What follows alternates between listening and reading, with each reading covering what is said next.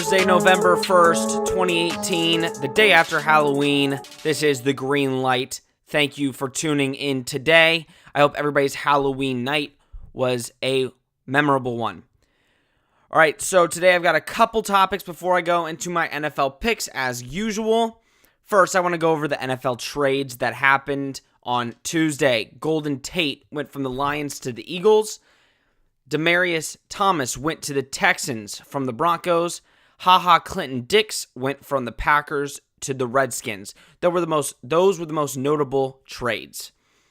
I'm going to talk about each player and what I think they bring to their new team. Golden Tate. Listen, the Eagles clearly have had offensive issues. It's obvious. Alshon Jeffrey is not the same. His injury has digressed him. They do not have as many offensive weapons, and Carson Wentz doesn't look the same because of that. Golden Tate might alleviate some of that pressure. I hope we see it this week. But we'll see how Golden Tate does.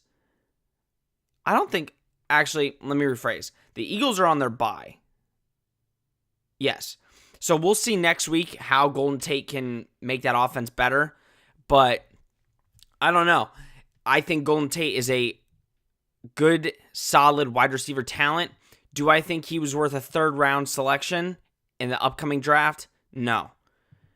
He's going into a contract year. Do I think he'll re-sign with the Eagles? No. He's going to want a big contract, and the Eagles don't have that cap space to re-sign him.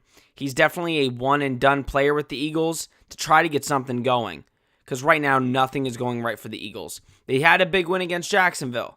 Don't get me wrong, but Jacksonville has been struggling, and the Eagles' offense wasn't great in that game. All right, Demaryius Thomas to the Texans. Listen, Demaryius Thomas has been dropping balls nonstop the past 2 years.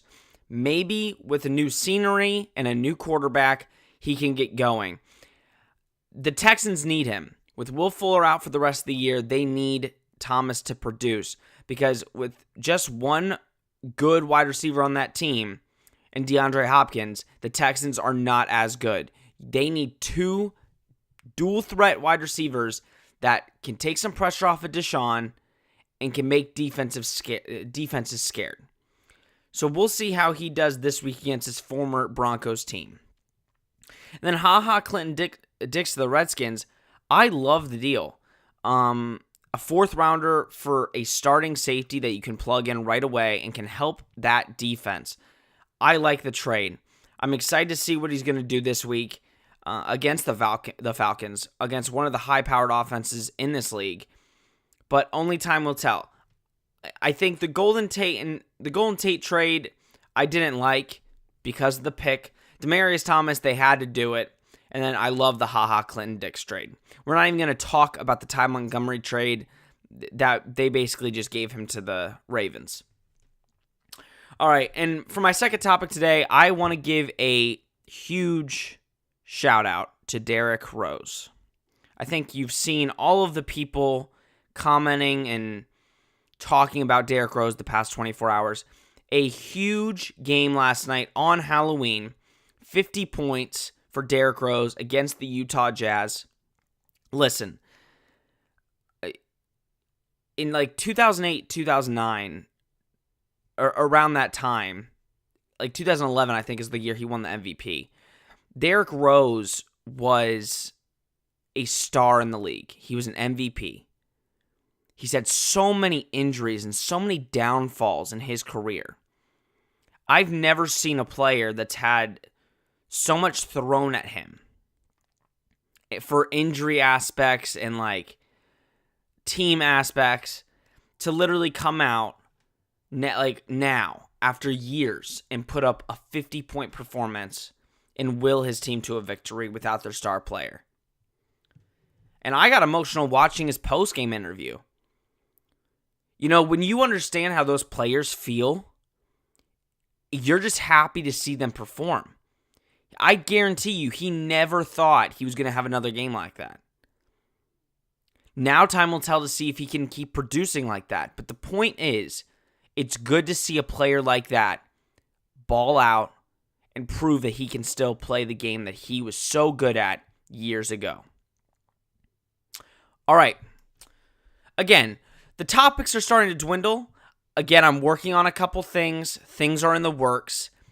I'm taking it week by week, guys.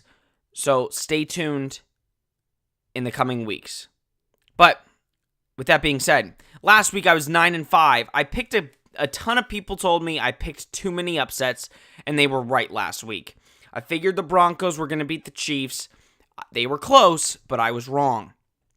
Listen, the Broncos just clearly can't keep up offensively. That's their problem. The defense, I think, played pretty well against Patrick Mahomes, gave up 30 points, but clearly the Broncos' defense could keep up.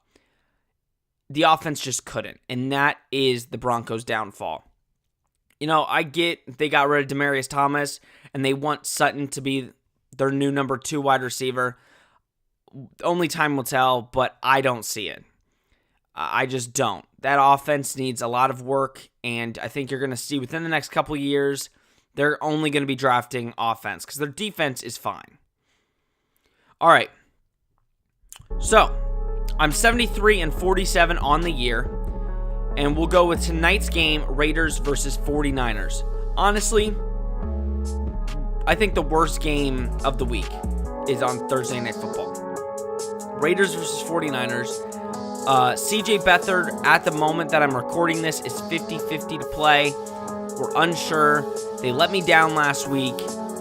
I'm going Raiders here. Listen, the 49ers, there's just no hope for them without a starting quarterback. The defense isn't playing terrible. They're not playing great, but they're not playing terrible. The Raiders, again, they just look awful. But the Raiders will have Derek Carr. 49ers, I don't know who their starting quarterback is tonight. I'm going the Raiders.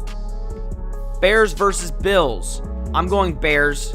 Again, Bills played their hearts out against the Patriots, but it ended up they made too many mistakes. Derek Anderson is not going to play, so I'm going to go Bears here. I do not trust you-know-who. Bucks versus Panthers. I'm going Panthers. The Bucks have too many quarterback issues. I had a guy in fantasy tell me that the Bucks have no quarterback issues. Are you kidding me? You sat Ryan Fitzpatrick after a hell of a 4 or 5 games. You put in Jameis Winston, he stinks it up, and now you're putting back Ryan Fitzpatrick. There's too many issues there. Players can't get adjusted to one player at quarterback. I'm going Panthers here. Chiefs versus Browns. The Browns have no shot. This is kind of like the Patriots-Bills game last week. The Browns have no shot. You fire a head coach, you fire offensive coordinator, and you go trying to win against arguably the best offense in football. You're crazy. Chiefs are winning this game. Jets versus Dolphins. AFC East matchup. I'm going Dolphins here. Listen, it's a toss-up. Dolphins are at home. I'm going to take the heat over the Jets coming in. So I'm going Dolphins. Steelers versus Ravens. Even though the Ravens just took a hard loss to the Panthers, I'm hoping that the Ravens come in at home and win this game. I'm picking the Ravens. I still like that defense. Right now, they're in a prime spot to get a playoff. They're at 4-4, they're solid, but they need to start winning against top-tier teams, and that defense needs to start playing good against top-tier quarterbacks. We'll see how they play against Big Ben this weekend. I'm going to go Ravens here. Lions versus Vikings. The Lions disappointed me last week against the Seahawks. They did not play how I thought they were going to play. I'm going Vikings here. The Vikings need to start winning some games to get up into the playoffs. They lost to the Saints last week. I think they'll bounce back and beat the Vikings this week. Falcons versus Redskins. Listen, like I've said, I still like the Falcons. That defense is not good, but that offense is very, very deadly. I'm going Falcons here. The Redskins have a great team. I just don't think they can keep up with the Falcons offensively, and I don't think their defense can stop the Falcons. So I'm going to pick the Falcons in the upset here. Texans versus Broncos. Demaryius Thomas against his former team.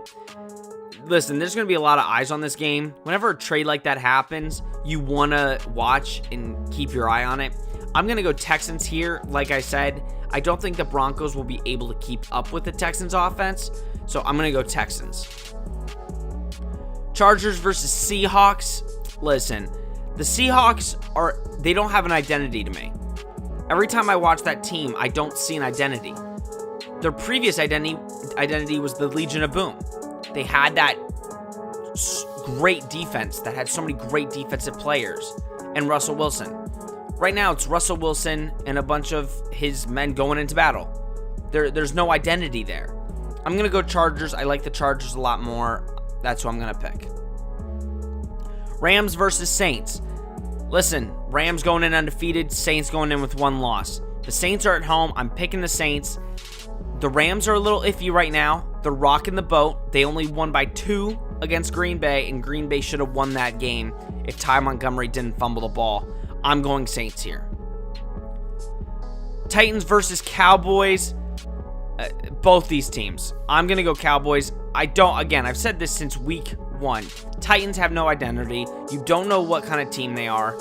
I think next week when they play the Patriots, it's going to be ugly. This week they got the Cowboys. I think Dak lights them up. I'm going Cowboys here. And now for the game of the week. Patriots versus Packers. This is why I left this game last. This is probably the game I'm going to talk about most. Colin Cowherd on his show today said people need to stop doing this comparison with Brady and Rodgers, and I totally agree. Listen, for all of you Aaron Rodgers lovers out there, you need to understand something. I totally agree. Rodgers is a more athletic and spectacular quarterback. He can do things that Brady can't do. I'll give you that. But Aaron Rodgers is not the GOAT. And I can give you an hour-long show of why that is. Okay? Listen, Aaron Rodgers and Tom Brady are 2 of the greatest quarterbacks of our generation, of all time. But Brady is the GOAT. I don't think there's any other quarterback that has played football better than Tom Brady. He does things that Aaron Rodgers could never dream of doing. And same goes for Brady. Listen, I think it'll be a close game, but I've got the Patriots winning. I don't see Rodgers going in. And a lot of people have said, Sean, the Packers are on their last thread here. They're 3-1. This is a must-win for them. The Patriots, this isn't a must-win. Listen, if you know Tom Brady, you know all the people that keep asking him about Aaron Rodgers and how great Aaron is. Brady wants to win this game because he does not want to go 0-2 to Aaron Rodgers. Even though we all know it's a team game, the eyes are going to be on both quarterbacks. So I think the Patriots win this game at home. I'm going to put a score on this game. I'm going to say 42-35. Patriots win. Next week, I will come on and I will tell you what happened and what I got wrong. But I think it's 42-35 Patriots. All right, guys, like I said, I'm not doing as many topics as I like, but again, there are some things in the works that you just have to wait on. I have not got confirmation yet on if they are solid or if they're iffy still. So I cannot say anything until they are certain. All right, I hope I shed a light on your day, and I hope to shed a light on you in the future. Enjoy the game tonight, guys, and enjoy the GOAT matchup on Sunday Night Football.